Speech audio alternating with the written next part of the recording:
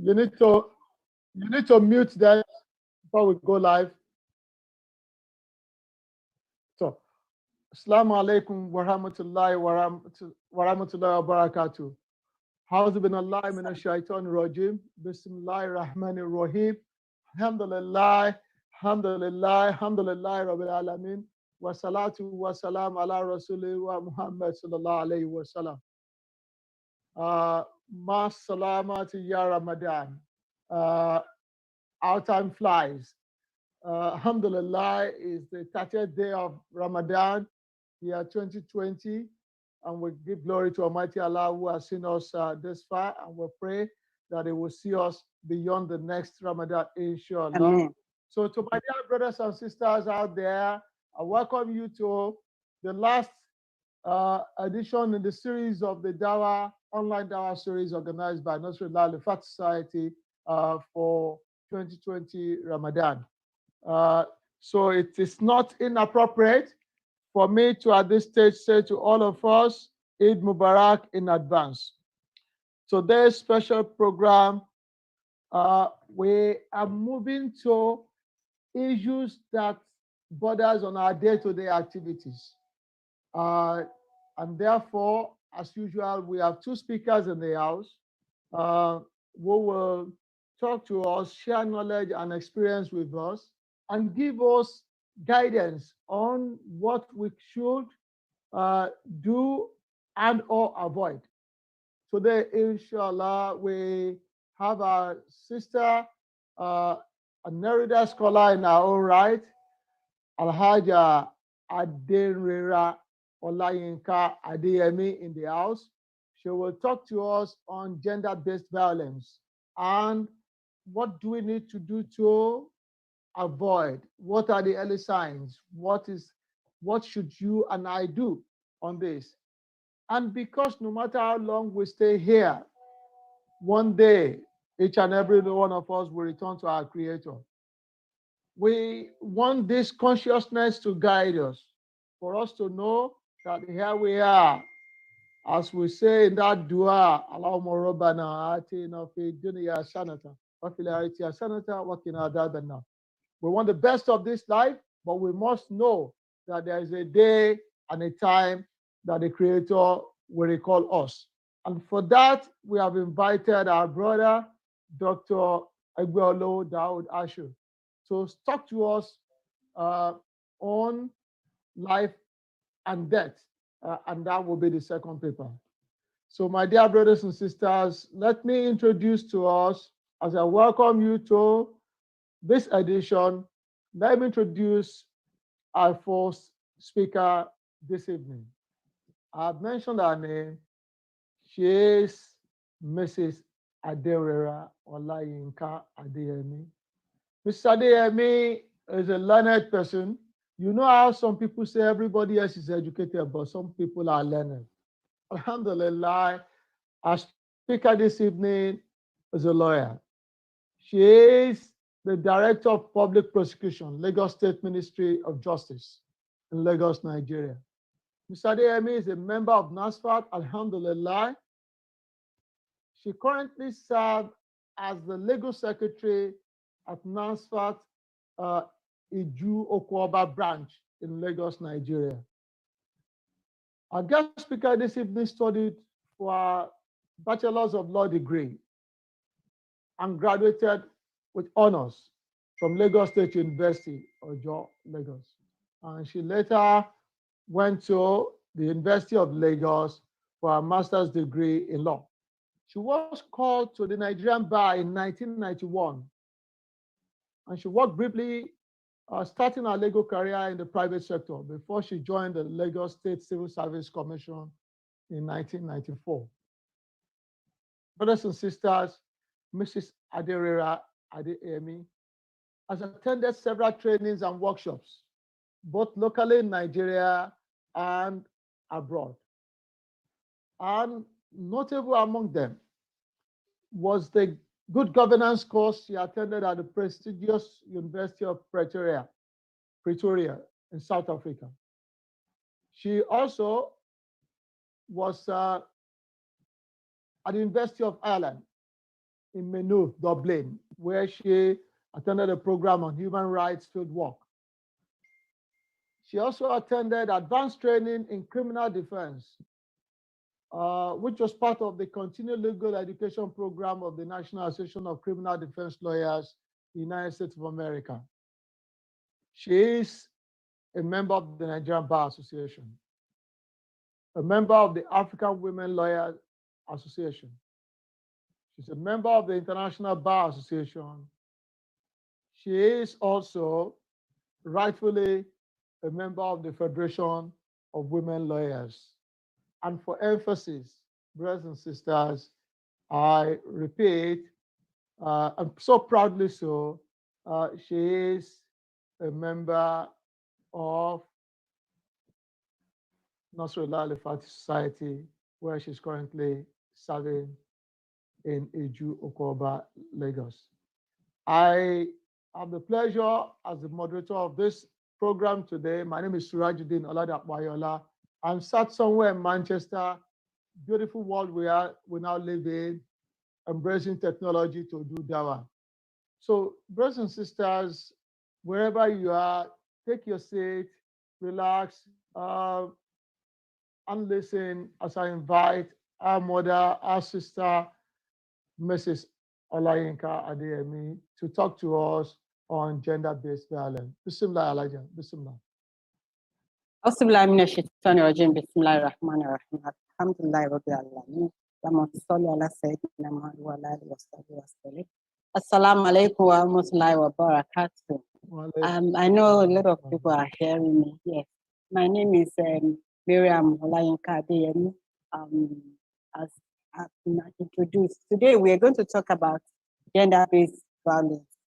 I'll talk about what gender-based violence is, the causes, the root causes, the different types that we have, what we can do when we are faced with this type of situation, and what we can do to help us, neighbors, our families, our friends, and also what we can do as Muslim women, and round it up with suggestions. I'll also look at this from Islamic perspective, what the Quran says. Is it right? Is it legal? And all that. That's what we'll be hearing from this paper today. Now, what is gender-based violence? Gender-based violence, according to the United Nations Women, it's violence directed against a person because of their gender. Now, both men and women experience gender-based violence, so it's not just for women, both men and women. But the majority victims are women, girls, and interestingly, boys. It's amazing the number of boys that we see that now go through this phenomenon.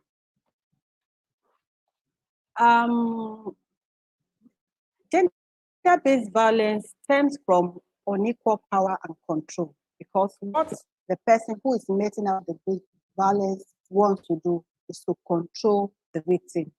And unfortunately, because of our patriarchal society, men are mostly the perpetrator.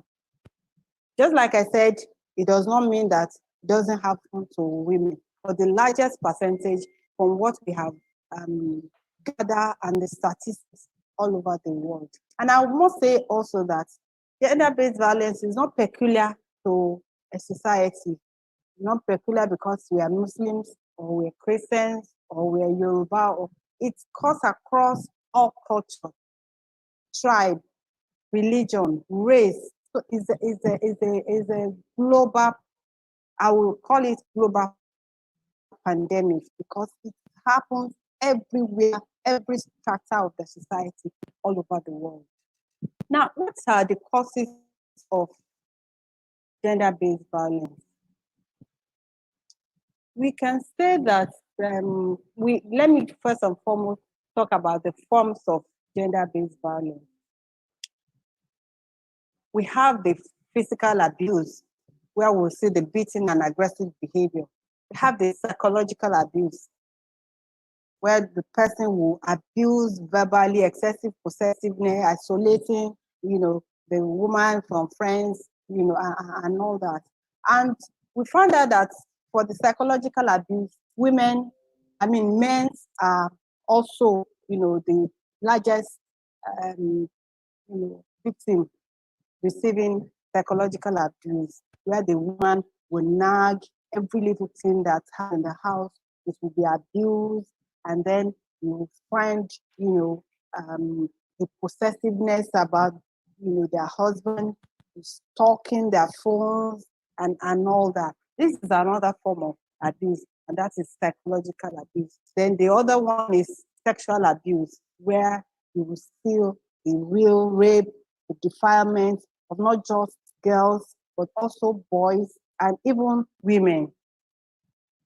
We also have the spiritual abuse. The spiritual abuse is interesting because the person who wants to control the other will prevent that person from engaging in his or her religious or spiritual practices and using one's religious beliefs to manipulate and dominate or control the other person.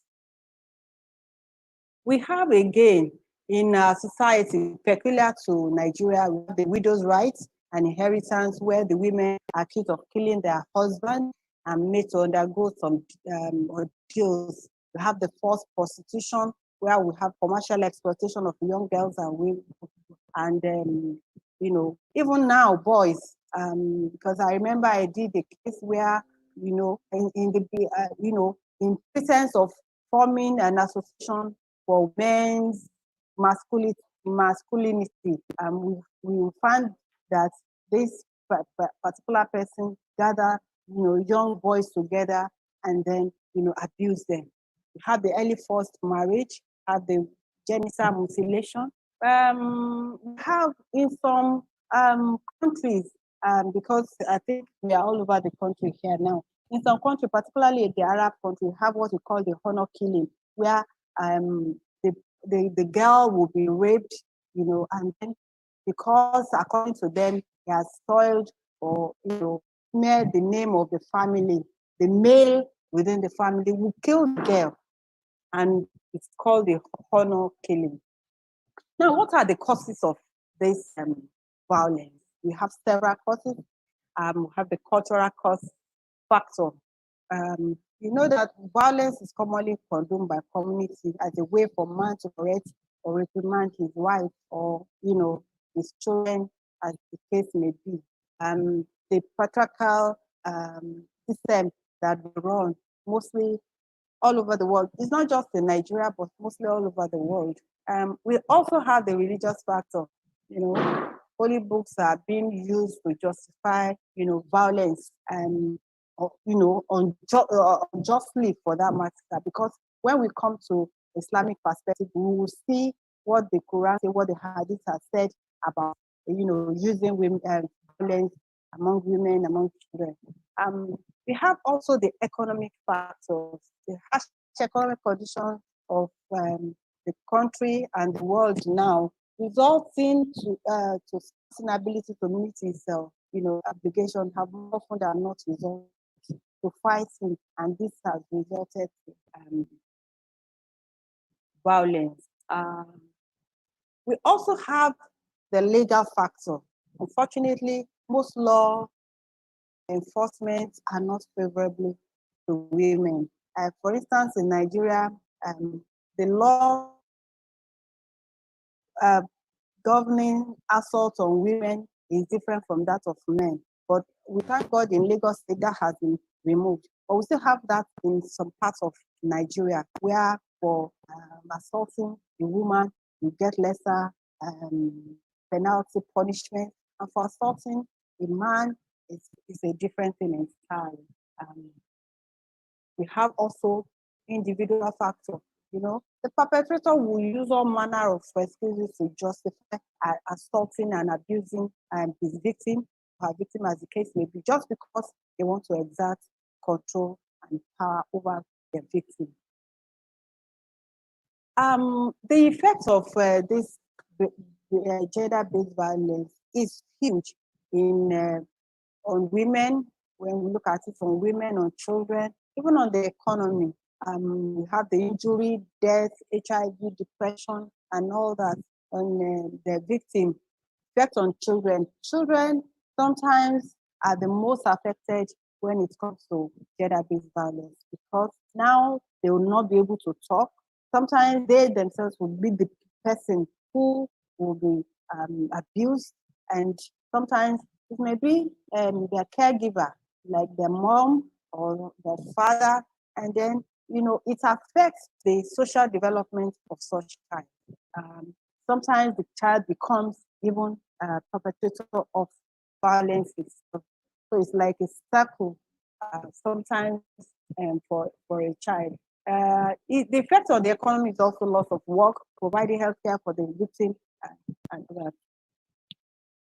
Now, there are several myths or, using to justify gender-based violence. So many of these myths are not true. For instance, they may say that people who commit violence is because they cannot control their anger. But we find out that that is not true, particularly for men who beat their women all the time. We find out that is particularly is a deliberate act on their own part. They won't do that to a female boss. They won't do that to female friends, in the street or just walking. So it's not about the anger or frustration, but most of the time it's about control of their victim. Now, let me go to the how, because I know that we don't have much time that I have to fix it for so long. How we can support our neighbor who is experiencing gender-based violence, either domestic violence, either rape. When we see people who are going through this trauma, what can we do? There may be many reasons that you may suspect this. Maybe hear noises from your neighbor, you are alarmed about what is injury, or a lot of times you see injury on the woman or on the child, or or the boy who has been very vibrant and happy and active becomes withdrawn and all that. These are some of the things, particularly if they are friends to your children. These are some of the things that you may notice, and then you'll be wondering what is happening. It's important to remember that your neighbor may be in danger, and because most of the time for the victims, before they will talk, in fact, it will have gotten to a very critical situation. For children, it's usually you find it out one way or the other. For women, they will have been taking it for so long that maybe they couldn't take it any longer, and then it results to some form of, anger, or they have to leave one way or the other. So what we can do is, once we see such things, don't let us keep quiet. We can report to the police. We can report to some of the government agencies around us. It is very important because a lot of times the women themselves or the victims themselves may not be able to do that. Some people have gone through this violence for so long that it has become part and parcel of them that they don't even know any other life. And for them to leave even the abusive environment becomes very difficult for them. So as neighbors, as friends, as families, we must understand this, in them, because sometimes we get frustrated that why can't you leave? You see this happening to you all the time. Why are you still staying there? That's the question that we'll be asking these people. But I tell you that a lot of time it's really not their fault. They don't know what to do, and they don't even have the capacity, because the control has been so much and the thing has been going on for so long that they cannot do anything. Our own obligation is to see how we can support such person, report to the appropriate authority, and then give them the moral support. We shouldn't even get tired of counseling them, of telling them that it's the best thing for them is to leave the abusive relationship. Because sometimes if they don't leave, leads to serious injury and sometimes death.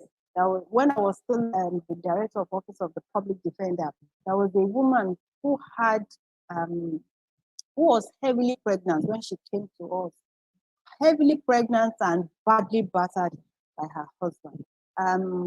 Because of the you know, the violence on her, she went into premature labor. She gave birth to twins, but unfortunately, because the family came together again and tried to mediate and all that, and then went back. She went back. About a year later, she came back again with bruises all over her body, you know, to say that the man has started again. So if she had left in the first place, she won't be experiencing the second, stage of the violence all over again. Now, given the scale of complex nature of violence, gender-based violence, it is difficult. Sometimes it is difficult to say the best way to tackle the problem. But however, there's some, suggestions that we can make. Now, women need to be empowered. For women who are going through it, they need to be empowered through education, employment opportunity, legal literacy, right to inheritance. And for the, just like I said earlier on, it is not just the poor, the needy, or the uneducated. Sometimes the educated also go through it. So for the educated one among us who are even have capacity, they're working, what those ones need just support and education, awareness to let them know that, look, it is better to talk, to speak out than to stay in an abusive relationship. We for the men who go through it, because just like I said earlier on, for the men it's very easy. They can usually, most of the time, because of the status of men in the society, and they can leave the woman, leave the house, get married to somebody else again. But sometimes you find out also that some men will not even be able to do all this. It will, the effect on them is that they do not believe in themselves again and they lose their self-esteem. You might see them talking among their peers, but deep down inside them, because of the psychological effects of the nagging, of the psychological abuse from the wives, does not make them the whole man. Sometimes people like that eventually get violence at a point. So what they need also to do is to have a sort of I know that in Lagos State, I mean in Nigeria, we don't have much of that, but in Lagos State, we have some NGO who bring men together who have gone through this form of abuse, do some counseling, and also give some sort of support, social support to them so that they can be able to operate better in society. Another suggestion that we want to make is that men need to challenge other men to stop abusing women, children, and persons with disability, because also persons with disability come under this type of violence, either the woman or a boy. And then to challenge the norm that encourage violence. For instance, the usual joke about women, the sexist jokes about women and women being seen, objectifying women all the time, seeing women, as sex objects all the time, should be discouraged. Because as long as we keep on saying that, as long as we keep on doing that, we will not see women as, human being, or compare them with men, but we see them as lesser human beings and only toys for the men to play with. And also similarly for children, because there's even an ongoing trend now that you see memes, you see stickers, you see so many things depicting children, girl child, boy child, doing certain things and all that. That is not acceptable to some of us, because it is a way of objectifying the children, that this is what they stand for, this is what they can do, or this is what we can do with them, and all that. And I think that some of these things should be stopped to help eradicate gender-based violence. Then this society also, the local community also need to mobilize people to oppose, because one of the things that we find out in our own office when I was in OPD was that we find very respectable member of the society coming to appeal on behalf of perpetrator of domestic violence, of perpetrator of defilement, sexual abuse, and all that. And it's very, very saddening to hear that imam of a place, pastors, and leaders within the community will come and start begging the perpetrator of this crime. So until we start seeing it as crime, until we start looking at it from another perspective, before we can really reduce it. Otherwise, it will keep on increasing as it is now. So the community also can, be a guide, so that what we have also found out that in this climate, I know that it's not like that in other jurisdictions, particularly in the Western world. Here in Nigeria, what we find out is that it is the victim who will be running health scatter. For instance, the landlord of, the son of the landlord defiled a child. It is now the woman, the mother of the victim, that will be running about looking for a place to stay, while the son of the landlord will be walking about in the streets, because the landlord and the landlord association, they are friends and they have come to beg on behalf of the landlord, and then the woman is not, succumbing to their plea. So rather than having that, it is suggested that, these community leaders, CBC, CBOs, should come together and make it a policy that once such thing happens, they should be ostracized from even the society.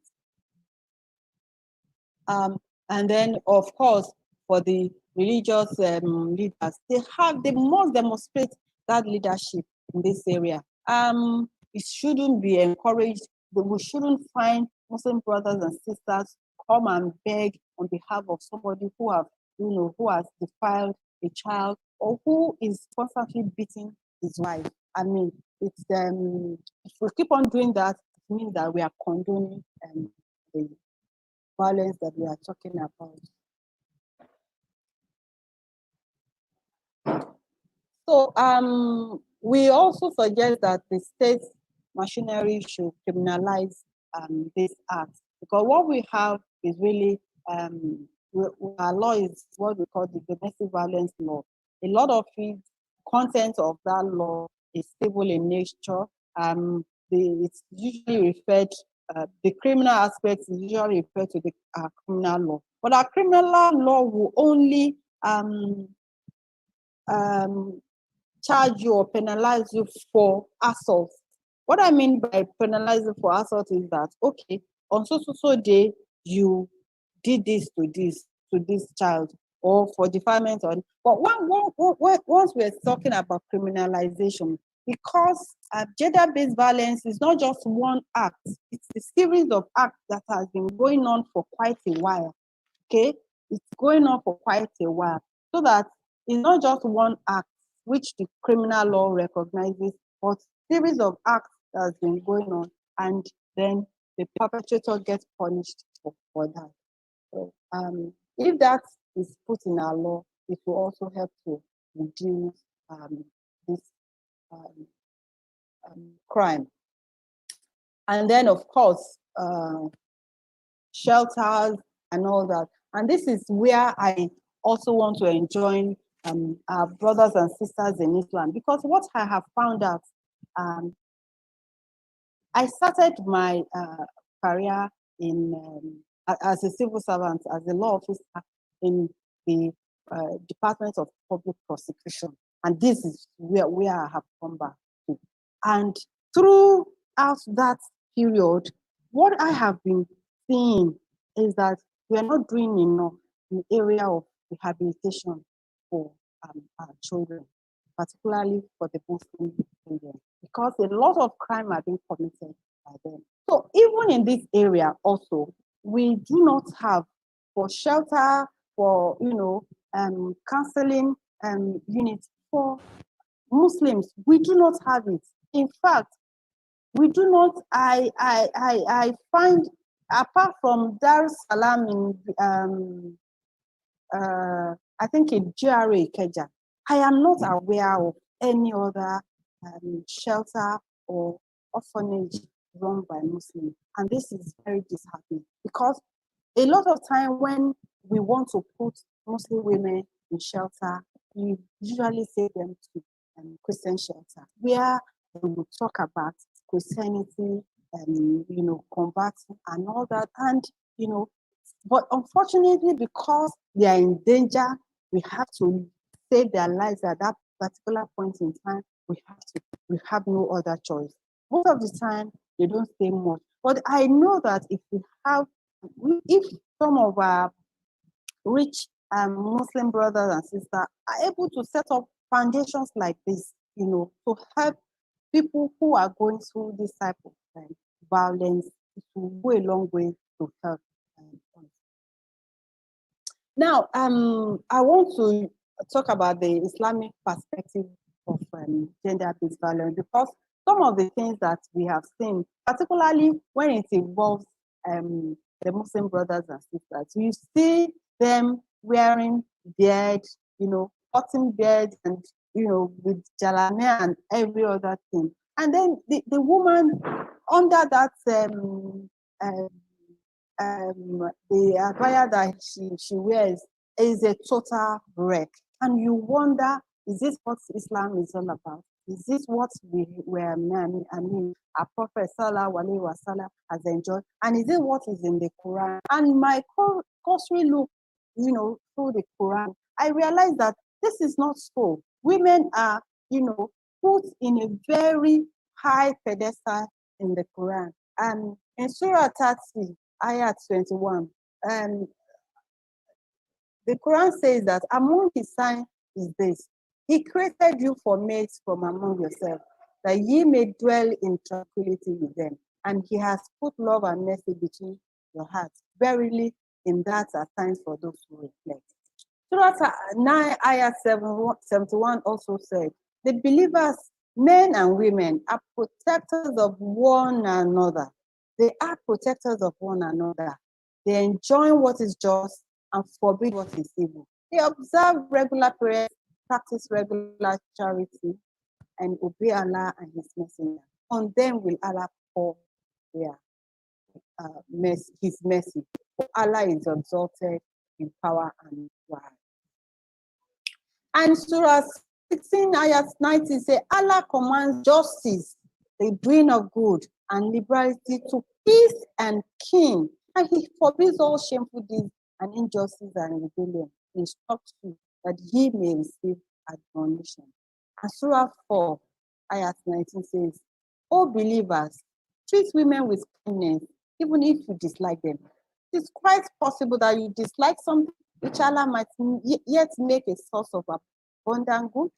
All this put together shows to us that Allah Ta'ala abhors violence meted on women, on people who are of lesser stature, children as well. So that because they feel that they are the head of the family and therefore they know more than the woman, it's not right. So we are saying that this should be stopped. So my My conclusion, because I want to keep to time because of the other person that is coming to give my conclusion is that the problem is of the complex in nature. It is difficult to say the best way to tackle them, but with the little suggestions that we have, so far, we'll be able to stem it, we'll be able to reduce it to the barest minimum. Thank you very much. Jazakumullah Era, Elijah Miriam Yinka Adeyemi. That's a beautiful one, alhamdulillah.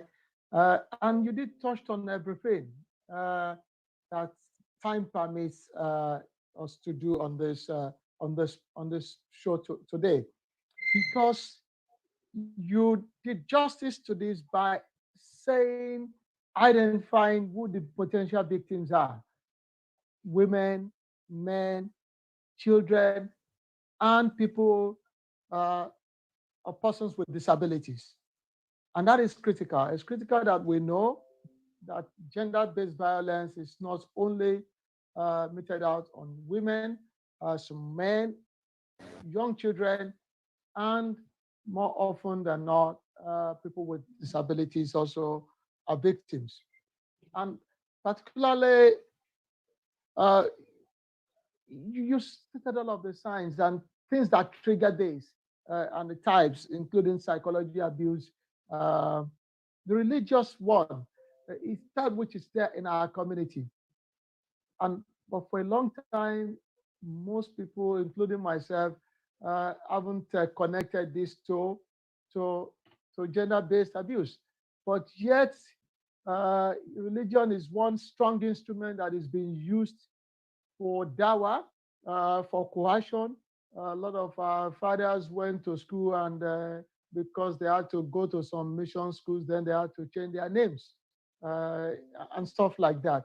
So it's not unlikely, and it's still a prevalent issue, especially in the coming generation. And they say, no, you cannot marry across that religion because if you did, you'll be forced to do this, you'll be forced to do that, and all of those things may allow reward you and continue to increase you in knowledge. Let me remind our brothers and sisters who are on this program of the signs you have mentioned for us to watch out for. Noise, unusual noise, uh, injuries, and change of mood. If the mood of this person suddenly changed, this person suddenly becomes withdrawn. These are alarm bells that we want to watch out for and see if and when it's appropriate to engage that person at a time that they will feel welcome and they conveniently can open up to you. If you are not the best person they can open up to, you may want to reach out to somebody with whom they may feel comfortable to share their experience. Um,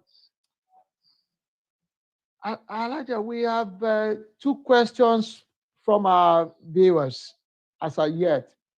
Let me put these questions to you. But before then, let me challenge our leaders who are here, leaders of Nasrullah Al-Fat Society, because each show I try to situate what we discuss along our health objectives, our current mantra and pursuit of health, education, livelihood, and dawah.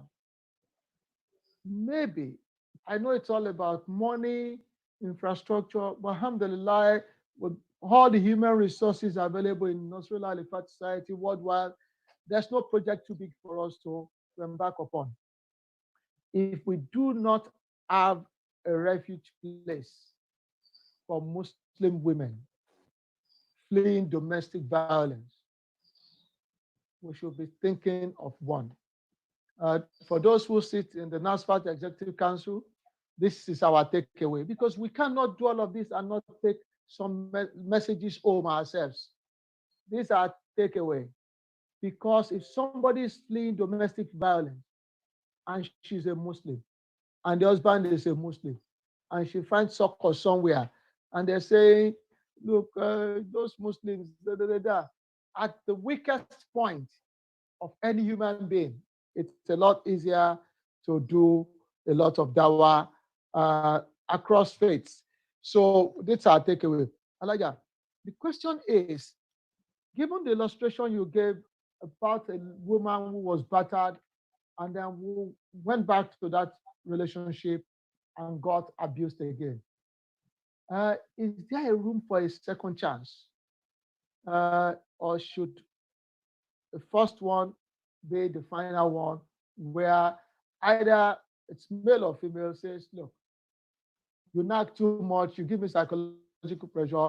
Once you start talking, I cannot concentrate at work, I cannot do anything. I think this is not the right woman. Or this brother, you slapped me once, that's it. It doesn't matter whether there was a trigger of the nagging. Is that it's happened, it's happened. We're calling it quit, off to divorce.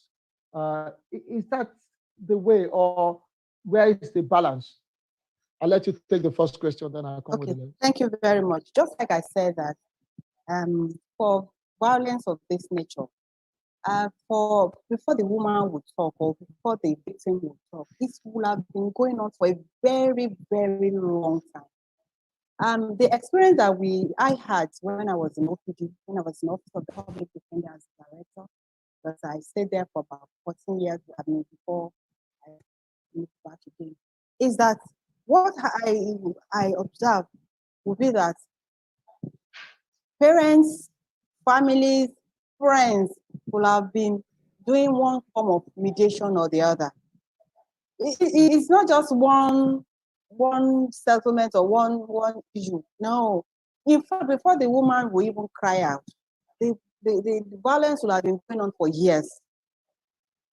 Most women don't like to come out from what we have had when research. Most women don't like to come out to say that they are being beaten by their husband.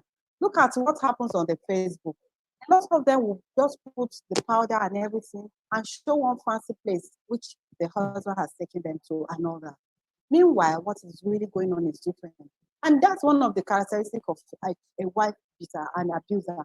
After beating such a person, you would say, I'm so sorry. It's one, I didn't go through all the myths that usually they would give to justify the violence.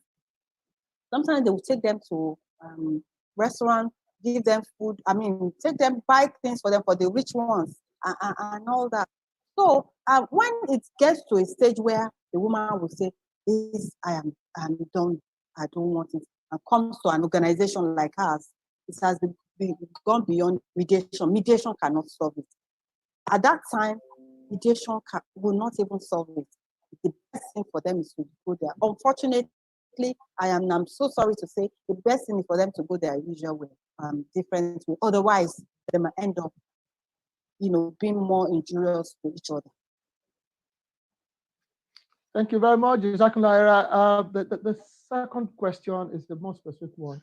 Does Lagos State government have a shelter for women fleeing divorce? Oh, sorry, abuse. Yeah, yes. Lagos State collaborates. Lagos State has its own shelter. It also collaborates with NGOs. Most of the NGOs that we deal with, when I was there, private NGOs who have these shelters and who are even in the forefront of fighting this war. Violence against children, violence against women, and persons with disability, and all that. So, and that's how I got to know that. Sometimes I want to, a Muslim sister, in niqab will come and I will feel like, oh, this woman, I think the best thing is for her to go to a Muslim home where, she'll be fed. I cannot do it. I'm not so knowledgeable, with all due respect, in the Islamic things and all that. I want her to be fed with words of God and all that. But I find that there's none, unfortunately. So to help, I have to put her somewhere and all that. So sometimes if there's no space in the government shelter, I have to look for somewhere else. And most importantly, if it happens, for instance, our head office is at Surulere. If it happened at that time, late in the night, most of the time, I always find a nearby shelter. So that's just the practical thing that we will always do at that time.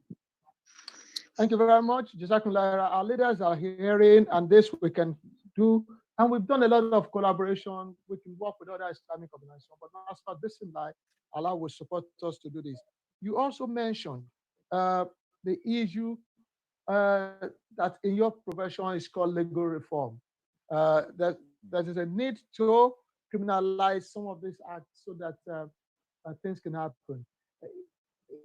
Is it a constitution or does it exist that we have a sex offenders register, for example, uh, in Lagos State or in any other state that you may become aware through some of your colleagues? Okay, we have in Lagos State, although it's not very active, we have in Ekiti State also. If you recollect at a period, it was going viral when about few people convicted of. But in that of Lagos State is being maintained by Domestic Violence and Sexual Response Team, the SBRT, it's under Ministry of Justice there. So they have that as well. And quite a number of cases have been, they are now being convicted. And the few weeks that have become the Director of Public Prosecutions is alarming the number of files that have signed for prosecution for sexual offenses, particularly for our children. And more alarming because some of these defilements are committed against boys. That's another area that is trending. So for parents, we shouldn't think that because our children are boys and then we will be careless. In fact, because we are now in a pervasive world and things are going haywire all over the world, there are the people that you will also have to take special look on. Not just for strangers, but for even your brothers, your cousins, because you do not know what they are engaging themselves with. Your cousins or your brothers, watch them carefully when they're too close to these children, whether male or boy. And the closeness is such that you think that what's fair on what they do, or that is when you should be extra vigilant to know what is happening there, because that is how the perpetrator is becoming very friendly with. I am not saying I don't want to put a suspicion in the heart of everybody, but I'm just saying that these are some of the methods that they use. So our boy child also that endangers the sheep now. Jazakallah Rahmat. Thank you very much. I'm going to cross to our CM to do a dua, but let me use this ladder, one of your statements, to go to our Sheikh in the house. That it would help, as NASPA does now, if we strengthen the issue of pre-marriage and during marriage counseling, and we have counseling units. If we are able to spot and intervene, if we create rooms, maybe work with women affairs secretaries for these women to be able to talk out at early stages, and we can do our dawah at that stage. That way the imam will not go to office of prosecution to go and plead. If we strike a point to intervene. Sir, please, yes. sorry, sir. I'm so privileged to see that the national missioner is here. Assalamu alaikum wa alaikum assalam wa rahmatullahi wa barakatuh. I'm so happy that you are here, sir. Another thing, sir, that I would like us to start looking at critically. Just like I said, I was in DPP for about 10 years before I moved to OPD. I realized that I'm now back to DPP. I realized that a lot of the cases, sir, that we handle, that it's like this category. We have the Christian, we have the non-Christian. For the non-Christian, sir, 99% of the people that are accused persons that are defendants in those cases are Muslims, sir. Each time, it's unfortunate. Each time I read a file, I have some files with me at home now. Each time I read a file, it is Ismaila, it is Ibrahim, it is Taufik, it is Karim, it is, and I look at it and say, don't we have other religion having this name? I mean, I think it's something that we need to do as a society. However, that I want to do, have this counseling unit so that we will tell our members how to bring up, because a lot of people don't even know how to parent. You know, parenting children is very important. If we don't put the right thing in their minds from the beginning, they go haywire, sir. Thank you, sir. Jazakumullah khairan kathira. May your Allah reward you abundantly. We are very proud of you. We are accept all that you have done here today as an act of ibadah. Amen. I'm happy to inform you that Netrullah Liberty has set up a very strong guidance and counseling committee, headed by the next official member in person of Alaja Ganiya Babalola. He is the chairperson of our guidance and counseling committee, and that committee is peopled by trained counselors, by imams, by people who have been married for so many years. Alhamdulillah, they have hit the ground running and they have started work. We observed that at the commencement of Ramadan, we were scrolling their members. We have counseling committee members that people can contact. If you are a victim of personal abuse, you can either contact them and report to them. That is just an information, a piece of information for you that you have a committee on ground that handles that. Whoever gets involved in personal abuse does not understand the concept of Sharia, does not understand the objective of Sharia, does not understand the philosophy behind marriage in Islam. We have rightly quoted Quran chapter 30, verse 21. It's about mercy, marriage is about mercy, it's about compassion, it's about tranquility, it's about love. Any marriage that's devoid of that is not marriage. And nobody can hide under Quran chapter 4, verse 34 to engage in further violence. That is a discussion for another day. If you have done well, you have done justice to the topic, it don't matter that reward you, may Allah be with you. You are an asset to Islam, you are an asset to Nasrullah Liberty. Allah continue to increase you in knowledge, in iman, in taqwa, in wisdom, and may Allah take care of your families. What you are doing is dawah. You are managing families, you are sustaining marriages, you are doing dawah, you are working like an afa. May Allah consider it as a kind of career for you. Fatiha. Bismillahirrahmanirrahim. Alhamdulillahi Rabbil Alamin. Ar-Rahmanir Rahim. Maliki Yawmiddin. Iyyaka na'budu wa iyyaka nasta'in. Ihdina as-siratal mustaqim. Siratal ladzina an'amta 'alaihim ghayril maghdubi 'alaihim waladdallin. Amen. Our moderator, even for 1 minute, as our tradition on this platform, let our barrister, let us pray for us, our senior advocate of Nigeria. Inshallah. Say what of dua for us. Almighty Allah, commit every one of the people who are doing this great job with your hands and pray that Lord will continue to bless them. You commit the head missionary into your hands. He's been doing a wonderful job. I see him everywhere, and I'm so happy and proud, of all the things that he's been doing. May Allah continue to protect you. May Allah continue to guide you. May Allah continue to show you how to do it and make that impact on the lives of Muslim Ummah in Lagos State, in Nigeria. And every one of you that are working with him, may Allah continue to grant you your heart desire and even the wherewithal to be able to do much for humanity. Amen. And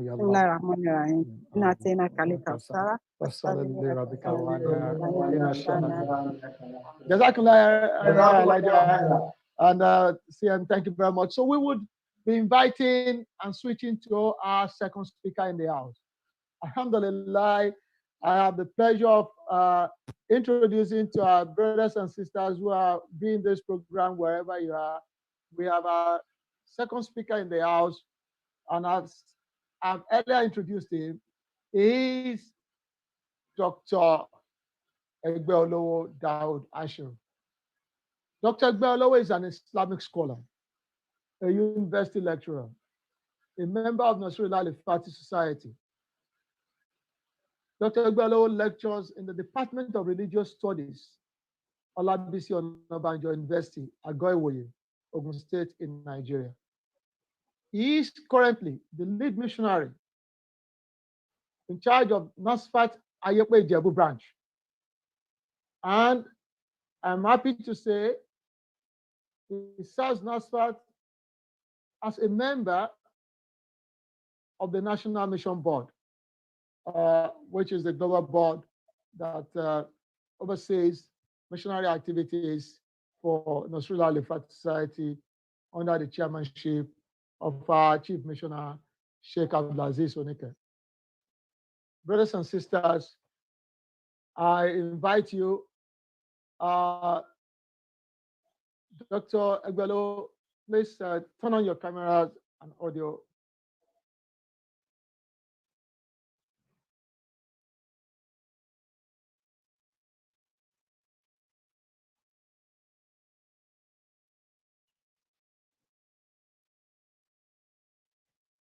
The guest speaker is in the house. We're waiting for him to come live.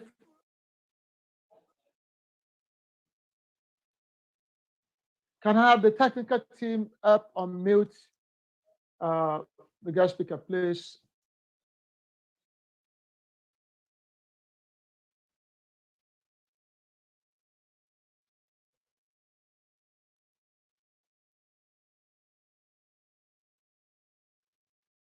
MashaAllah. So, the audio.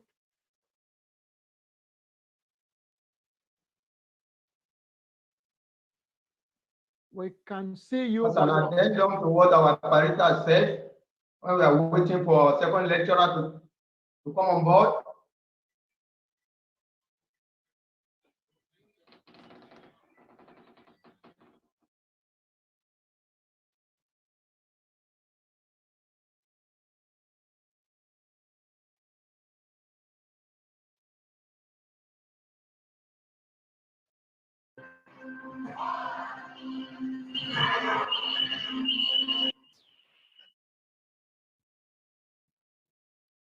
Hello? Bismillah.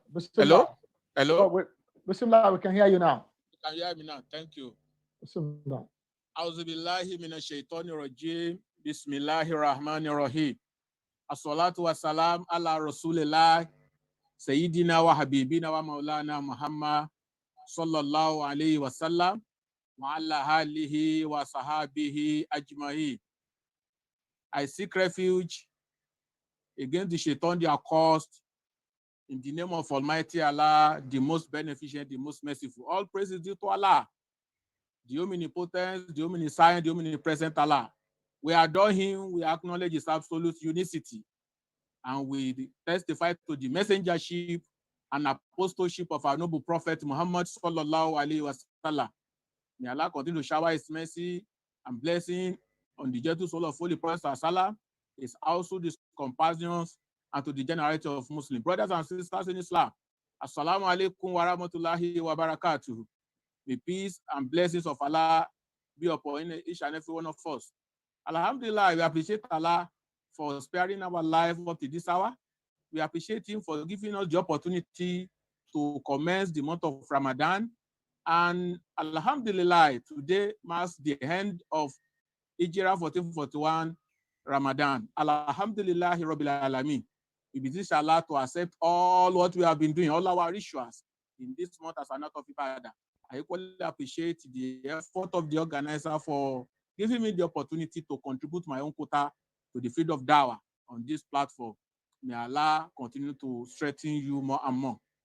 Brothers and sisters in Islam, the topic I'm asked to discuss on is life and death. In Islamic terminology, life means hayat. Why death in Islamic terminology means al-mautu awil mamat. Hayat in Islamic terminology, Allah subhanahu wa ta'ala is hayyu, al-hayyu, ever living God.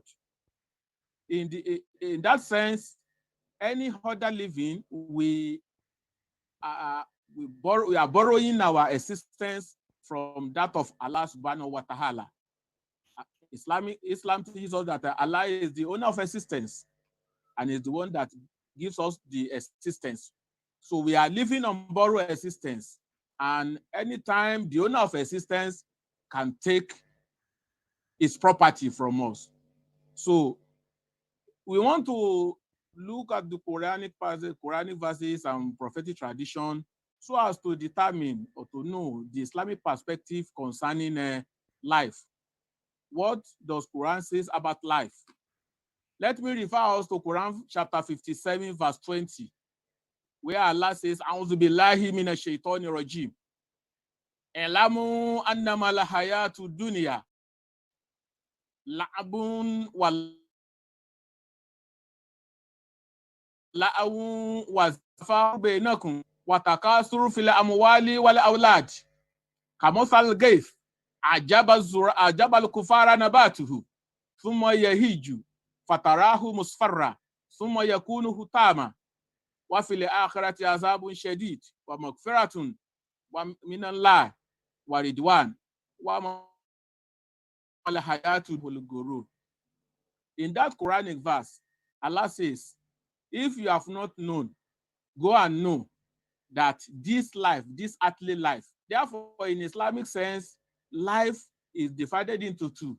We have hayatul dunya wa hayatul akhirah. Worldly life or earthly life and the life in the hereafter. Let me first talk about the life, the earthly life, the worldly life. And that is what Allah is talking about in this Quranic verse.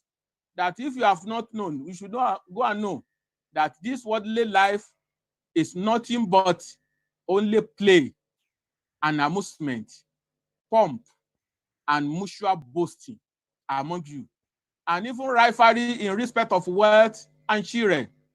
So the similitude of that is that of vegetation after rain. Thereof, the growth is pleasing to the tiller. The farmer becomes happier, but afterward, it dries up, and you see it turning yellow. All the vegetation that were green before started turning yellow. After a while, it becomes straw. And Allah concludes that part by saying, and the life of this world is nothing but deceptive enjoyment. In that Quranic verse, we can infer from that Quranic verse that, number one, Allah subhanahu wa ta'ala is trying to tell us that to analyze the developmental stages, child developmental stages, as the child psychologists we want us to believe. The infancy stage, the childhood stage, the adolescent stage, then the adulthood, and that of old age. In that sense, we are made to know from that Quranic verse that we human beings, we are nothing. Whatever we achieve in life, whatever our status, whatever our achievement, we are going to suffer depreciation.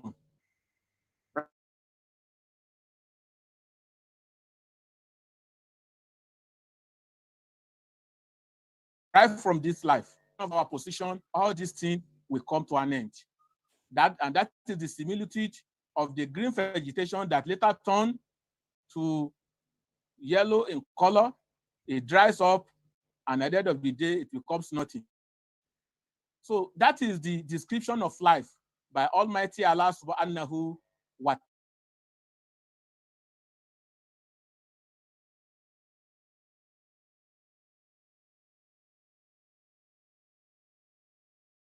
ta'ala.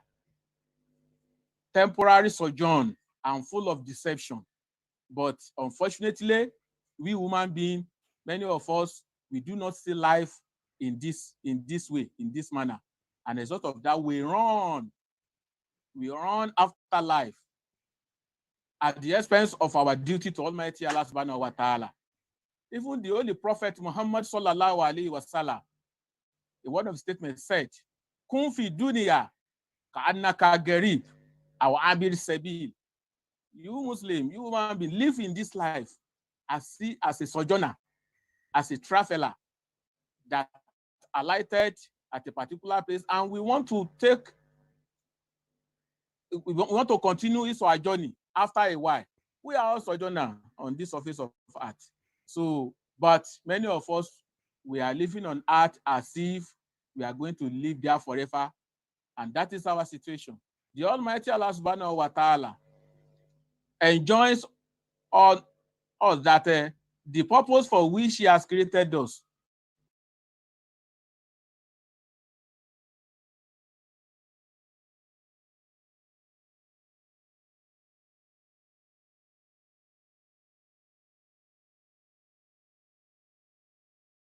if we have forgotten, why you to zakat, wadhalika dinul qayyim.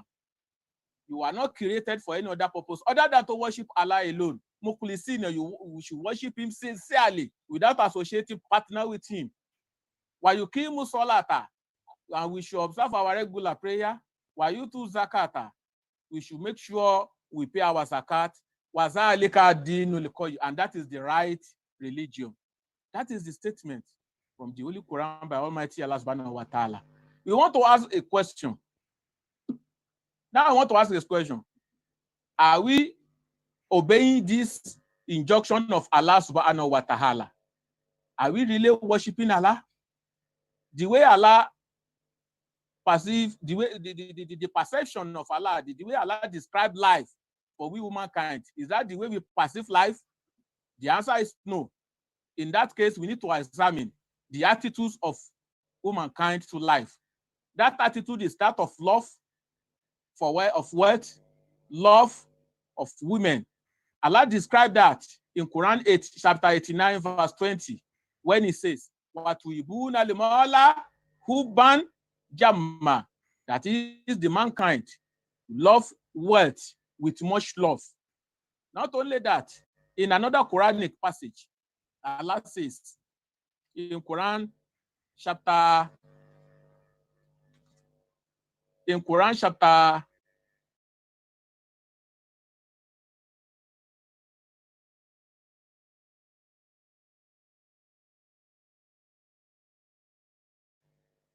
Allah says, Ya ayyuhallazina amanu, la tulikum amwalukum wala auladukum an zikrillah, wa man yaf'alu dhalika fa ulaika humul khasirun.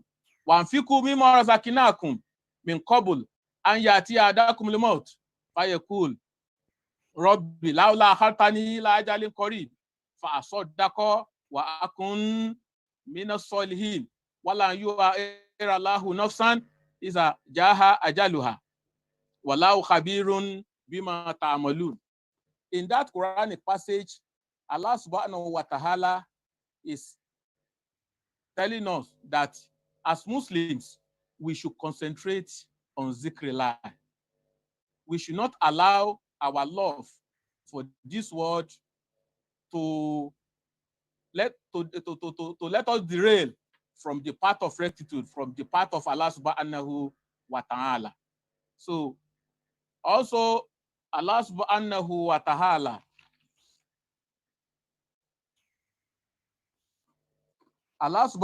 ta'ala says,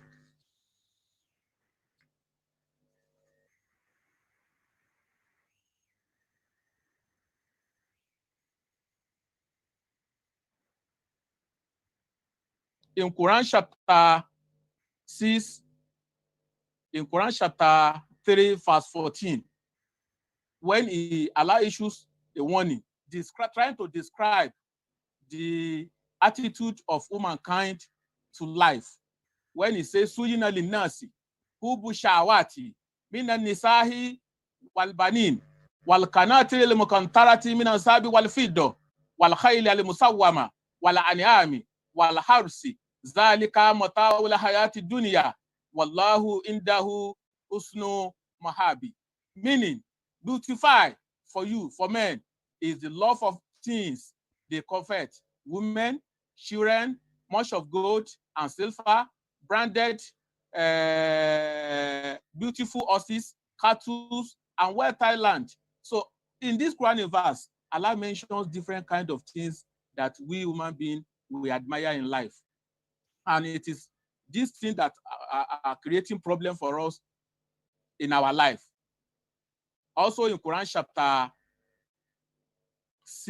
100, verses 6 to 8, Allah says, Inna linsana lakanudu. wa innahu ala dhalika la shahidu wa innahu lihubbil khairi la shadidu. Meaning, verily man, the disbelievers, they are ungrateful to his Lord. And to that, he bears witness. We bear witness with our attitude. Our attitude shows that we are ungrateful to our Creator. Our attitude shows that we derail from the path of rectitude. Our attitude, our disobedience to Allah subhanahu wa ta'ala shows that we do not really love Allah subhanahu wa ta'ala. Allah says, Inna al-insana lakanudu wa innahu ala zalika la shahidu wa innahu liubil khairi la shadidu. We are so violent when it comes to materialism. We can do and undo. Now we need to assess the implication of all of the love we have for dunya on individuals and the society. That is the reason why we have today in our society situation whereby we see our youth yearning for wealth indiscriminately. Human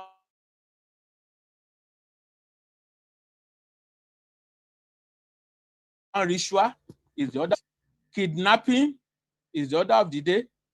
Robbery. Recently, we heard about the case of one of our Muslim cleric who is twin.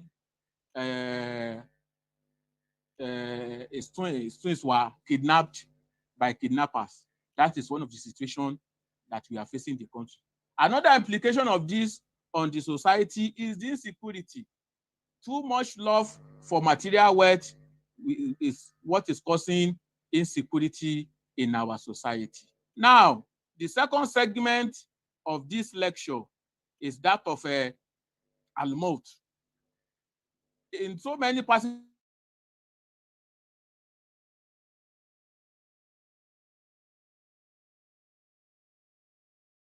of Holy Quran, Allah decided judgment. Every soul will taste death. Allah says, "Wama ja'alna libashari min qablika al-khulda. Afa imita fahum al-khalidun kullu nafsin za'iqatul maut. Wa nabluwakum bishari wal khairi fitnata."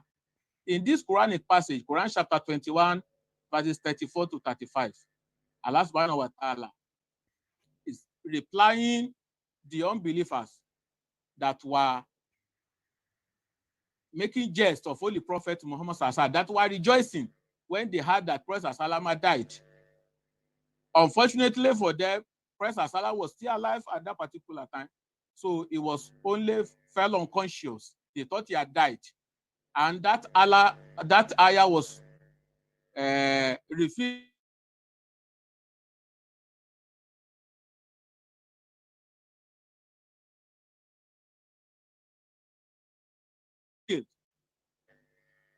will you live on the earth forever?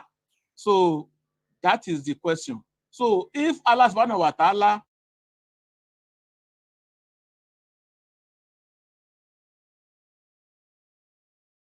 does not waive death for those whom we believe he loved much, what are we saying? Who are we before Allah subhanahu wa ta'ala?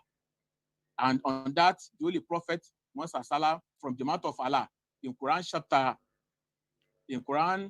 chapter 10, verse 49 says, Kul la amliku li nafsi dora wala nafwa ila masha Allah likuli ummatin ajalun iza jaha ajaluha la yastakiruna sahatan wala yastadimu.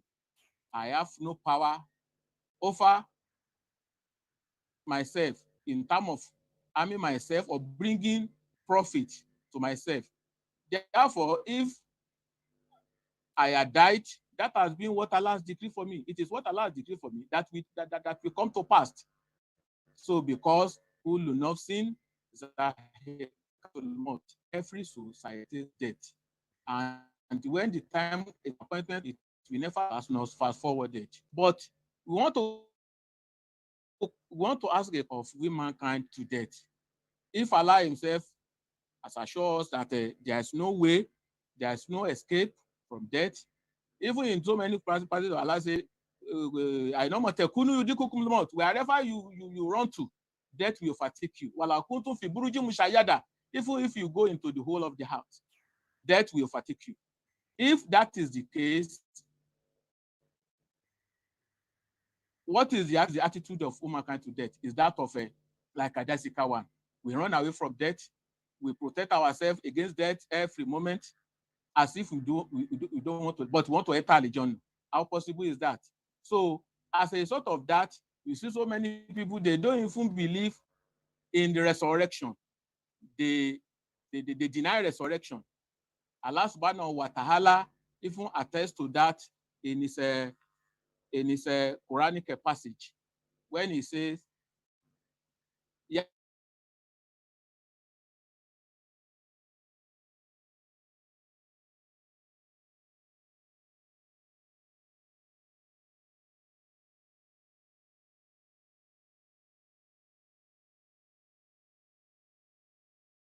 wanukiru fil arami man nasha ila ajalin musamma summa litablugu ashuddakum wa minkum man yutawaffa wa minkum man yuradu ila azali umur likayla ya'lama min ba'di ilmi shay'a.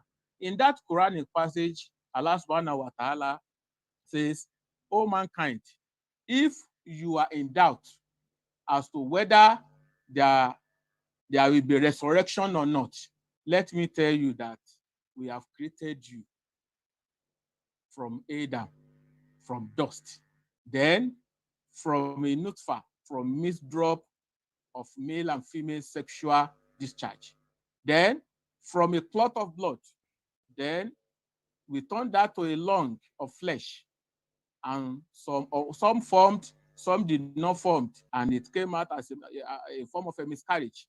So we are doing this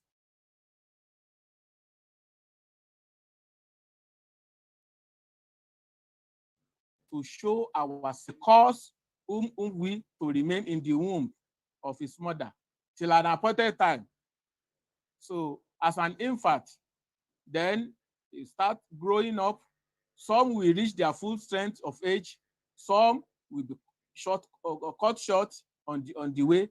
And if that is the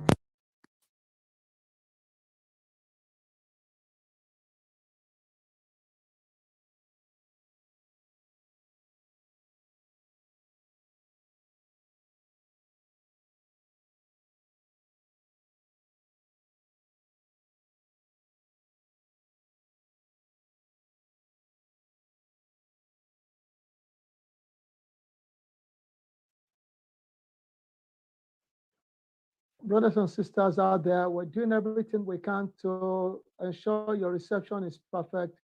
We're losing audio, and I think it's a technical issue with this internet provider. Please stay tuned.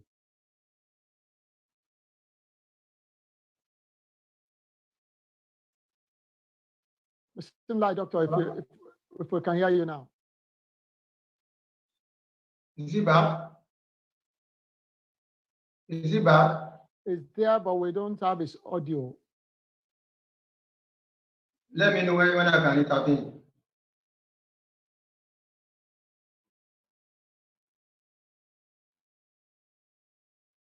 I think the technical issue is persisting. CM, I'm going to switch over to you while we work with him to resolve the issue.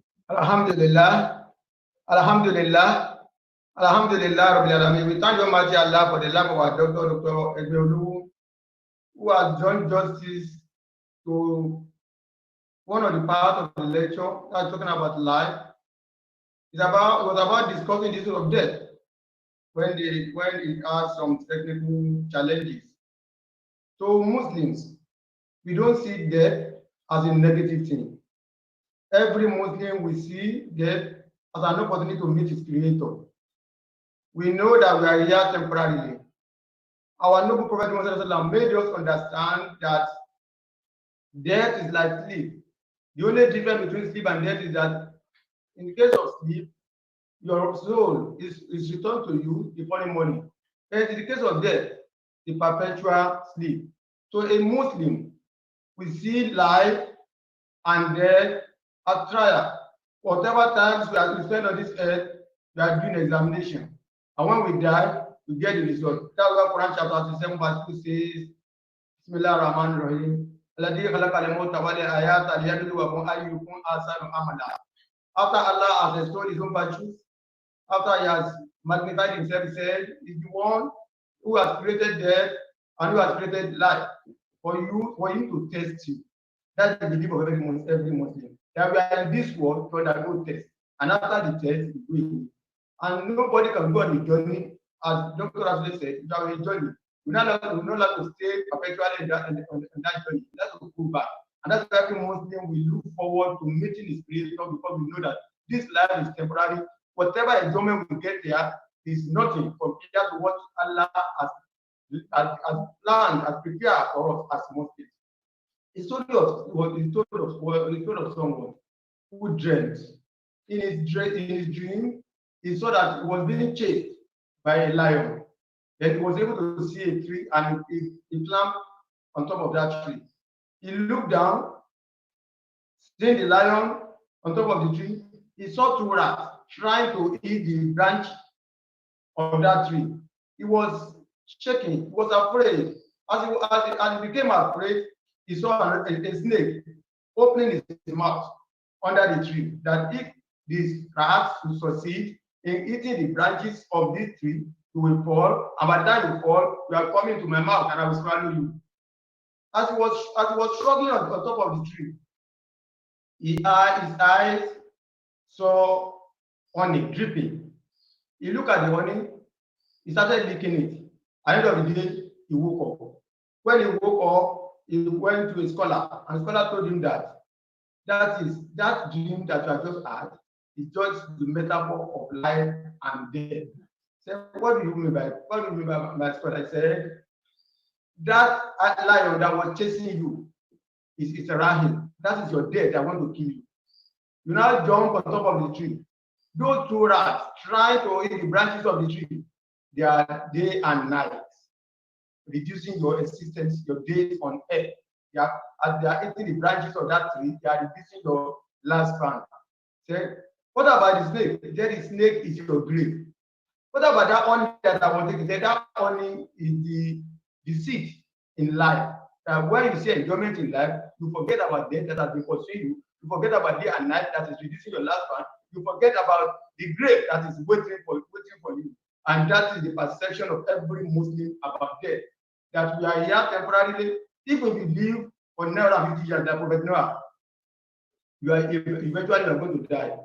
Another story was told of someone who took Israel as a friend, that I will befriend you in as much as you promise me that when you want to kill me, you will let me know.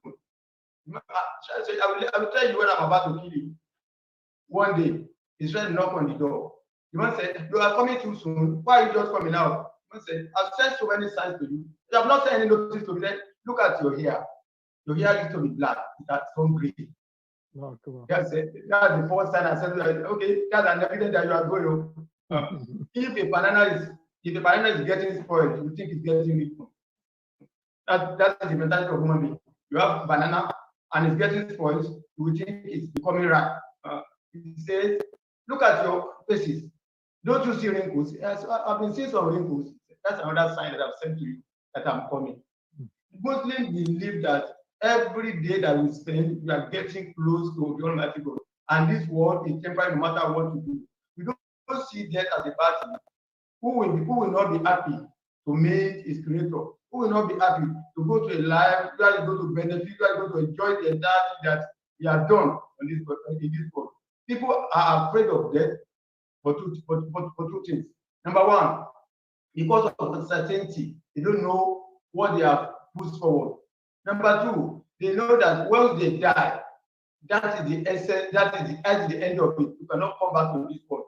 And if you have not worshipped Allah, because that's why every Muslim should see this world as where we have come to worship Allah. Quran chapter 51 verse 56. They have not created the jinn, have not created human beings, except to come and worship me. Not that Allah was feeling isolated. Not that Allah was feeling alone, he left alone, that we let me is for our own sake. And no matter how long we live, we used to crack joke when we do our dream birthday. We tell them, as you are celebrating 80th birthday, you are going to celebrate 90. They will say Amen. You are going to celebrate 100. You are going to say Amen. By the time we mention 120, 130, they will say, no, let me go. You say, oh no, I don't want to stay again. And that is the life. That is the life you're going to enjoy. That you are killing human beings. That's the life you want to enjoy. That you are engaging in corruption. That's the life you want to engage. That you want to enjoy. That you are hiding fights in offices. That is why you are the life you claim you want to enjoy. That you are serving your fellow human being at the back. No matter how long you live, you will want to go one day. Somebody, a very rich man in Lagos, was celebrating his birthday one day, and the man was marking his 80th birthday. I'm trying to tell you so that you know that Muslims who see life as very transient.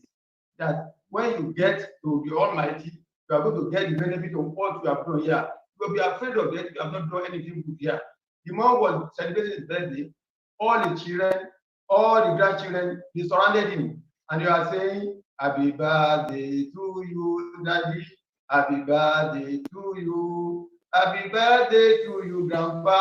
Happy birthday to you. We wish you many happy returns of the day." No, I don't want many happy returns. I don't want many again. I've done enough.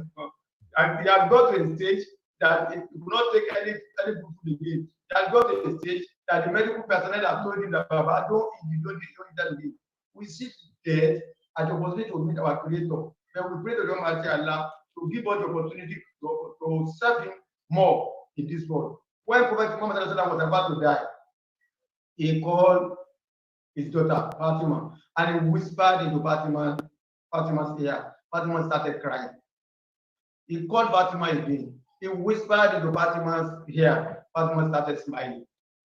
People who were around, they were surprised. They said, "Your father whispered something to your ear the first time. You cried. You started crying. The next moment, he invited you again. He said something into your ear, and you started smiling." He said, "The first time he whispered into my ear, he told me that you will not survive this sickness, that you will die." Then that was why I started crying. The other moment that I started smiling, he told me that among all his family members, I will be the first person to come and join him. I'll be the first person. That's why one of our shuyukh was saying, who will not be happy to meet his beloved? If you claim to love Allah, you will like to meet Allah. And the death you are running away from will get you one day, whether you like it or not. Somebody used to be a friend to Professor Suleiman alayhi salam. He went to Suleiman on a visit one day. He was sitting with Professor Suleiman, and the Professor Suleiman had the opportunity, had the privilege of hearing the sound of animal, hearing the sound of bird, discussing with jinn, discussing with so many people, so many things that we could not see with our eyes. Angel of death came calling, came visiting Professor Suleiman. The man who had come to visit Suleiman also was staying there. This angel of death came in a human form, and he was staring at this man who had come to visit Suleiman. So the man asked Suleiman, this man who was looking at me, what was he staring at me? And that is the angel of death. Angel of death, he wanted to kill you. Please tell him, I want to pray. Please take me away from here. Say something that can take me away from here. And Suleiman prayed, and the man left that environment. Then Israel now went to that place where the man had gone to, and he killed him there. Suleiman now asked death, why did you kill him there? I said, the first time I visited you and I was looking at the man, Allah did not ask me to kill him in that location. He had to go to the location that we had to kill him for me to meet him there and kill him there. Whoever Allah has destined to die in the UK will die in the UK. Whoever Allah has destined to die in Nigeria will die in Nigeria. Let me conclude with the story that happened in Nigeria, and it's not a miss and boom story. And that's why you have to fear Allah. That's why you have to take life as ephemeral. That's why you have to take life as vanity. That's why you have to consider the soul of death, and you have to think about it regularly. When you think about death, it will increase your faith. A man came to visit his mother. He now booked a return flight. He told the mother, I wanted to go back. I was told this story about 2 months ago. Somebody was telling me that nobody can run away from death, that we should always prepare for it. Now said, the woman said, you don't go now, my child. And you have been away all this while. You came visiting, thank you for visiting me. But you have to spend more days with me. Don't go now. You have to reschedule your flight. You have to reschedule your flight. And the man listened, and he has started to reschedule the flight. He rescheduled the flight. It was an Ethiopian airline flight. I was told it was an Ethiopian airline. He rescheduled the flight. The following morning, that was supposed to travel, he didn't travel again. He was in his school. Mama, that woman was listening to the news when she heard that the flight that his son was supposed to board to join had crashed. That was the time that flight of Ethiopia Airlines had crashed. That was the time. The woman now went to the door where his son was sleeping. She started knocking on the door. She couldn't hear any sound. She couldn't hear any noise. He invited the people, the neighbors, come and check. My son is inside. When they forced the door open, they met the son is already dead. Allah has destined that the man would die on that day, whether he traveled or he has not traveled. And that is the belief of Muslims. If you have this belief that any time we wake up, we are told that we should not think of seeing the evening. And when we are fortunate to see evening, we should think that we may not see the following morning. Live in this world as if you are a stranger or you are a visitor. As either of the two, you are a visitor who has visited, or you are traveling and you get to a bus stop, you are waiting for the next flight. A Muslim should not abort death, even though Islam discourages us to be praying for death. Don't say, Allah, take my life, you don't say, don't ever pray for that. But don't cling onto the word too much. If you cling onto the word, your mind, your heart will become hard. But if you continue to think about death, somebody went to the Prophet and he said, my heart is hard. My heart is, the Prophet said, continue to remember the destroyer of pleasure. What is the destroyer of pleasure? The Prophet said, death. Because the man came to the Prophet and said, my heart is too hard. I can still take a knife and kill somebody. I can stab somebody. If I see a dead body on the street, my heart will not skip at all. I don't care about it. The Prophet said, always remember the destroyer of pleasure. And who the destroyer of pleasure is the death. You cannot run away from it. You cannot do anything about it. The date has been fixed, and Allah has said we are going to die. When we remember this one regularly, we know that we should do good to our neighbor, to observe our salah regularly, we should continue to do all the others that are doing in our conduct. Oh Allah, make the day we are going to meet you the best day of our life. Alhamdulillah, Rabbil Alameen. Jazakallah Siyad. We thank you very much, and we say Jazakallah to Dr. Dawah. What a combination. This afternoon, we've got 3 speakers, and the last 2 are member and chairman of NASFAT Mission Board. Allah Akbar. Thank you very much, Dr. Gwelo, Jazakallah, both of you. And these are issues that we cannot but admit the reality of it. Dr. Gwelo did say to us that life belongs to Allah. Allah is life. And whenever we come here, it's given it to us as a loan. Okay? And that whenever the owner wants it, he takes. And he likened our existence here to green vegetation. That plant that comes as a small seed, blossoms, and then wind, and then goes out of existence over time. So, and the reality of the 2 lives, Dr. Gwelo, may Allah continue to increase in knowledge and wisdom. The reality of the 2 lives that I have taken today is that both are lives, the life here and the life hereafter. Okay? And the life hereafter. So we must know that, and know that no matter how long we stay here in the first life, the life hereafter is eternal. It's forever, and that is the one we should prepare for the more, because death would come. The evidence we have been given today that death would come is that Allah subhanahu wa ta'ala did not spare his most beloved ones. He didn't spare his prophets. If they all died, certainly all creatures would taste death. We just pray to him in His infinite mercy to grant us many more years here on this planet and make this place a better place for us. And then reward us with the gift of the hereafter, because it is inevitable. And just as we say, 30 days is come, Alhamdulillah, it's the last day of the month of Ramadan for this year, as we pray to Allah to grant us many more years, many more Ramadan. Let me, in bringing this program home today, acknowledge once again and thank all of our brothers and sisters who have spared time to prepare and to come on this platform to share knowledge and wisdom with us. All of those who have contributed to the success of this program, all of those who have done Dawah on this platform, reaching out to our brothers and sisters all over the world on this program.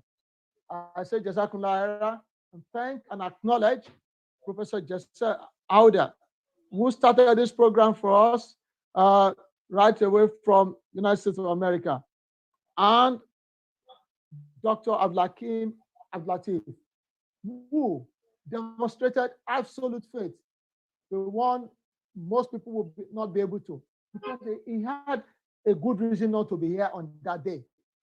It was the day death came calling and took his beloved mother. May Allah grant Mama Al-Jannah Firdaus. Dr. Abdulatif Abdulakim, we thank you. We pray that God will continue to be with your household. We also thank Professor Moruf Adelekon, who also spoke to us on this program. And we thank God for his life. He is a COVID survivor and he shared his experience with us. Alhamdulillah. We thank you, Professor Moruf Adelekon. We thank Imam Abdulatif Absalam, who was here and who also shared knowledge with us. This program has been blessed by so many servants of Allah, those whom Allah had blessed, who have in turn come around to bless us. We thank and acknowledge Professor Moshood Badiri, who was here and did wonderful justice to the Dawah message that he brought. On the same day as we had Imam Sharafuddin Absalam Aliagon, who also spoke to us on this program. We also had on this program Haji Animata Raji Gambari, who spoke with us. Same day as we had Dr. Said Timain. May Allah reward you all. Our sister, Dr. Rashidat Bankole, was here. We thank you, Dr. Bankole, and we thank Dr. Lukman Adedeji for your service to Islam through this platform. We thank you. We acknowledge and also thank Dr. Basman Abdul Ghaffar, who was here as well as Sheikh Musa Absalam. We thank you all for supporting this program, for using this platform to reach out to our brothers and sisters, sharing your knowledge and ideas and experience. We thank Dr. Moshood Oladapo, who was here yesterday, as well as Dr. Dawood Onide. May Allah reward each and every one of you. And today, we've had our sister Yinka, Miriam Yinka Adenrera Adeyemi, Jazakumullah, and the last but not the least, Dr. Dawood Egolowo. May Allah continue to be with each and every one of you and all of us and all of our viewers and listeners across the globe. May Allah spare us beyond the next Ramadan and increase us in Iman and meet us all at our various points of need. Let me thank those who have worked behind the screen to put this program together. I thank all members of Nasrullah Al-Fatih Society Ramadan Committee for all of the various programs, from the first Ramadan lecture, all of the series, all of the tafsirs that you've organized. Thank you all. Alhaji Lukman Hussein, thank you very much. May Allah reward you. I acknowledge and thank Haji Ibrahim Saka. Alhaja Babalola, thank you very much. My brother, Engineer Mohammed Abdullah, thank you very much. Jazakallah to all of you for all of your hard work, chasing the speakers. It was a big task looking for the best of the best amongst us, among all of the servants of Allah. And there are plenty of them. And I thank you. I also thank the technical team, all of those who ensure that for the speakers in America, the ones we brought from Canada, myself sat here in Manchester, our brothers in Port Harcourt, the ones in Abuja, the ones in Lagos, they pull all of us together, working very hard, brother Noibi and his team. May Allah reward you. And to our father and all of our leaders who have popped in here to share thoughts, everybody who's put in questions, the president of NASFAT, Alhaji Neil Yusuf, I thank you for finding time out of your busy schedule. And that wonderful job you're doing out there, coordinating not only response to COVID-19, but now ensuring that 100,000 Muslims across the globe who may not have had a decent meal on each day are provided with one. May Allah accept it as act of ibadah. So I am coming to the CM. ASEAN, I have a request, and I'm doing it. We often do this in this part of the world. It's not surprising. We know you have what we want to ask for. Tomorrow, mashallah, is Eid, and we know it will be a busy day for all Muslims, especially people like you. Allah will continue to strengthen you. I'm requesting that you please find 10 minutes between anytime from 12 o'clock to join members of Nasrullah Al-Fat Society online on Sunday. Not more than 10 minutes of your time. Please be my guest at the UK Analam Zone. Asalatu, Eid Asalatu tomorrow. We'll be on from 11, but we'll expect you from 12 o'clock. I will send you. Please be my guest.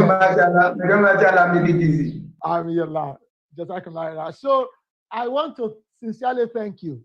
You were the guest speaker of all this. You did wonderful justice to all topics. MashaAllah.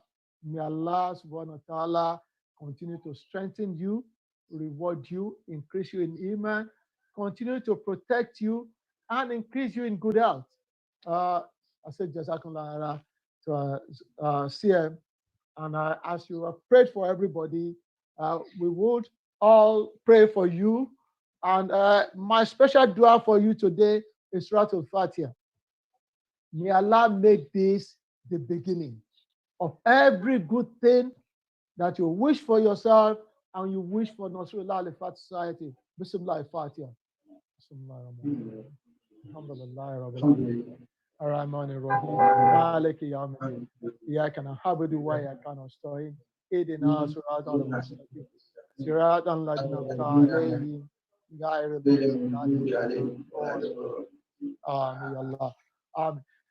So I'm going to give you the honor of doing the closing remark as we draw a curtain on this program to reopen it on the 1st of Ramadan next year, inshallah. Alhamdulillah, Alhamdulillah, Alhamdulillah, Khairu amali awatimahu. The best part of any job, it is concluding part. We started the program with the name of Allah, in the name of Almighty Allah, and we are concluding it with thanks to the Almighty Allah. How many assignments, how many projects have people started without concluding it? When we started it, we never knew we were going to go this far. We have gone very far, not by our making, not by our strength, not by our wisdom, not by our intelligence. It's by the wish and mercy and grace of the Almighty Allah. We thank you for that. Join me in saying Alhamdulillah 10 times. Alhamdulillah, Alhamdulillah, Alhamdulillah, Alhamdulillah, Alhamdulillah, Alhamdulillah, Alhamdulillah, Alhamdulillah, Alhamdulillah, Alhamdulillah. Now pray for all those who are instrumental in the success we have recorded on this program. This was the first time that to go online for about 10-15 days. Or every Sunday, every Friday we were online. Then the last day of Ramadan we were online, and Allah made it to go each three. Some people are instrumental to it, some people engineered it. from the president, Alhaji Yusuf, Chairman Ramadan Committee, Alhaji Husseini, Alhaji Mijin Yawa, the chairman of this sector, this online, national online Dawah series. It was chaired by Engineer Mijin Yawa, all the members of the mission board who have been working day and night to ensure that we are online, regardless of the challenges, regardless of the problem, we make sure that we are online.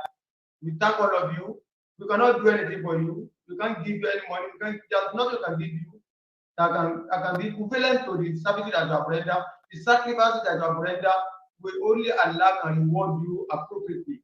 We pray to the Almighty Allah to reward everybody who has contributed to the success of this program. We pray to the Almighty Allah to continue to assist Brother Dapayola, who all the way from Manchester has been with us, and there's never been any day that he had any challenge with his IT.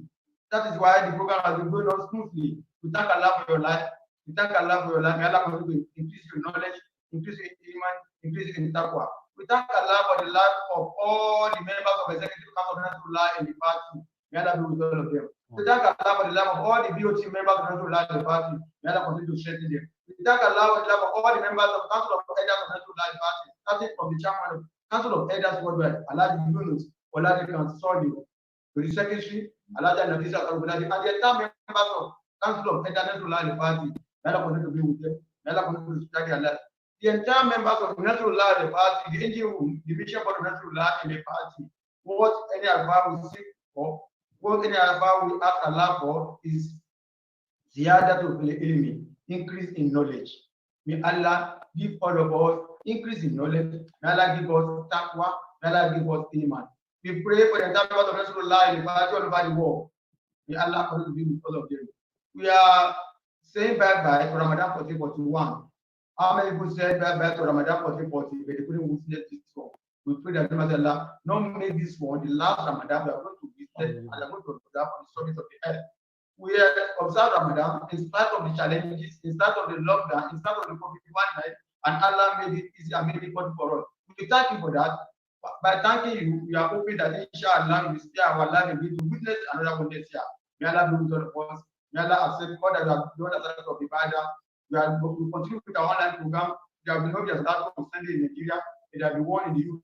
On Sunday next week, inshallah, we are hosting Brother Jibril Azekola Alao, all the way from the UK, also online. May Allah stay our lives. May Allah be with all of us. May Allah continue to make us rely about to grow in this campaign. May Allah assist us in all our undertaking. Our multi-purpose Islamic Center, located at kilometer 28, located by the expressway. An $800,000 Islamic Center. With your mighty Allah, assist us in completing the project sooner than we expected. Our university, Bante University, may Allah continue to shower His blessings on that university, shower His blessings on the director of that university. All our investment, tax and travels, tax and investment, Nasas, of the agency, may Allah be with all the directors, and may Allah continue to strengthen all of us. أعوذ بالله من الشيطان الرجيم بسم الله الرحمن الرحيم ربنا تقبل منا إنك أنت السميع العليم وتب علينا يا مولانا إنك أنت التواب الرحيم اللهم إنك قلت وقولك الحق ادعوني أستجب لكم اللهم هذا الدعاء ومنك الإجابة وهذا الجود منا وعليك الشكران ولا حول ولا قوة إلا بالله اللهم اجعلنا ممن دعاك فأجابك واستغفرك فغفرته واستنصرك فنصرته واتهداك فهديته وتوكل عليك وكفيته وتب إليك وقبلته يا عزيز يا غفار يا رب العالمين اللهم اغفرنا فوق الأرض وتحت الأرض ربنا لا تزغ قلوبنا بعد إذ هديتنا وهب لنا من لدنك رحمة إنك لا تخلف الميعاد إنك أنت الوهاب ربنا آتنا في الدنيا حسنة وفي الآخرة حسنة وقنا عذاب النار قنا عذاب الدنيا وقنا عذاب القبر ونعوذ بالدجال وسوء المسير ربنا آتنا في الدنيا حسنة وفي الآخرة حسنة وقنا عذاب النار وتوفنا مسلمين والحقنا بالصالحين اللهم ارزقنا اللهم ارزقنا اللهم علمنا اللهم علمنا اللهم اهدنا اللهم اهدنا اللهم اهدنا اللهم اهدنا اللهم اغفر لنا اللهم اغفر لنا اللهم ارحمنا اللهم ارحمنا اللهم اغفرنا اللهم اغفرنا اللهم اغفرنا بذكرك جميلا من دار الدين الى دار الجنه كلمه السعاده لا اله الا الله محمد رسول الله صلى الله عليه وسلم لا اله الا الله محمد رسول الله صلى الله عليه وسلم لا اله الا الله الله صلى الله عليه وسلم الحمد لله الحمد لله الحمد لله رب العالمين صلوا على النبي الكريم صلى الله عليه وسلم. Thank you, everybody. Thank you, brothers and sisters. See you next time. Jazakallah. Please enjoy your Eid and please stay safe, stay at home, and keep safe. Jazakallah. Bye-bye.